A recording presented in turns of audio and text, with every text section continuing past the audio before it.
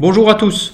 Dans ce tutoriel, je vais aborder une astuce qu'on a découverte et qu'on utilise avec nos clients pour structurer les réunions de pilotage d'équipe. Donc on a mis en place des filtres temporels qu'on intègre dans les plannings MS Project pour éviter de perdre du temps à naviguer dans les plannings et à parler plusieurs fois des mêmes activités ou mêmes livrables. Je vais d'abord aborder le sujet par un petit exemple de scénario d'une réunion de pilotage qui s'appuie essentiellement sur du bon sens. Première chose qu'on fait, c'est de revoir des actions passées. Qu'est-ce qu'on appelle des actions passées? C'est des actions qu'on doit avoir terminées pour aujourd'hui. Donc déjà, on s'intéresse à ce qu'on devait faire pour aujourd'hui, est-ce qu'on l'a fait ou pas. Si on n'a pas réussi à le faire, on va devoir le replanifier, donc on le replanifie de la façon la plus optimale possible pour limiter le retard, mais on essaye surtout de comprendre, et on ne s'arrête pas juste à replanifier, on essaye de comprendre les causes du retard, des causes pragmatiques. Une fois qu'on a fait le tour de l'ensemble de ces actions qu'on devait avoir terminées pour aujourd'hui et qu'on les a replanifiées si elles n'étaient pas terminées, on aborde ensuite l'horizon futur, c'est-à-dire qu'est-ce qu'on va avoir à faire dans les semaines qui viennent ou les jours qui viennent. Donc, premier type d'action, il y a ce qu'on doit terminer qui est déjà engagé, qu'on va terminer dans les 2 semaines par exemple. Et il y a un autre groupe d'actions qui est qu'est-ce qu'on doit démarrer dans les 2 semaines, qui est la dernière type d'action qu'on va aborder. Ces 3 filtres qui s'enchaînent de façon successive permettent aux chefs de projet de structurer leurs réunions avec les différents contributeurs et d'éviter que les contributeurs ou les participants à une réunion d'un point d'avancement hebdomadaire, qu'on appelle par exemple des RHP, ou un point d'avancement quotidien des RQP, éviter que les personnes aient le sentiment d'avoir perdu leur temps pendant la réunion.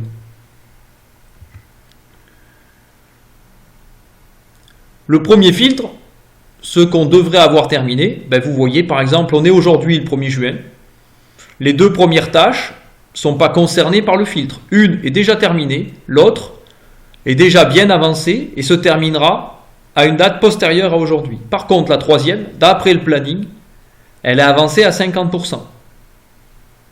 Donc, 2 options, soit le planning n'est pas à jour, soit il est à jour, il est fidèle à la réalité et donc la tâche doit être replanifiée. Et on identifie les causes de décalage du délai. Deuxième filtre, ce qu'on doit finir dans les 2 prochaines semaines. Vous voyez qu'à la date du jour, il y a des actions qui sont déjà démarrées ou pas encore démarrées et qui vont terminer dans les 2 semaines. C'est le cas des actions 1, 2 et 4. L'action 5 est déjà démarrée mais elle finira au-delà des 2 semaines. L'action 3 n'est pas encore démarrée et elle finira au-delà des 2 semaines aussi. Donc ce filtre-là nous permet juste de vérifier avec les contributeurs des activités 1, 2 et 4 s'ils se sont organisés et qu'ils n'ont pas d'aléas techniques ou de problèmes de ressources matérielles et humaines pour tenir ces engagements de délai. Donc c'est plus du pilotage de risque. Dernier filtre, ce qu'on doit démarrer dans les 2 prochaines semaines. Donc là, on voit que les activités 2, 3 et 4 n'ont pas encore démarré. Par contre, leur début est planifié dans moins de 10 jours ouvrés par rapport à la date d'aujourd'hui. Donc, est-ce qu'on s'est organisé au niveau logistique, au niveau ressources, au niveau matériel, équipement, et surtout aussi approvisionnement de composants, par exemple? Est-ce qu'on s'est organisé pour pouvoir démarrer correctement et respecter ces dates de démarrage?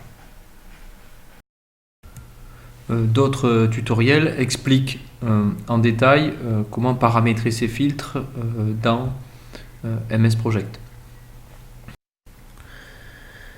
Merci pour votre attention, bonne journée et n'hésitez pas à m'adresser vos remarques.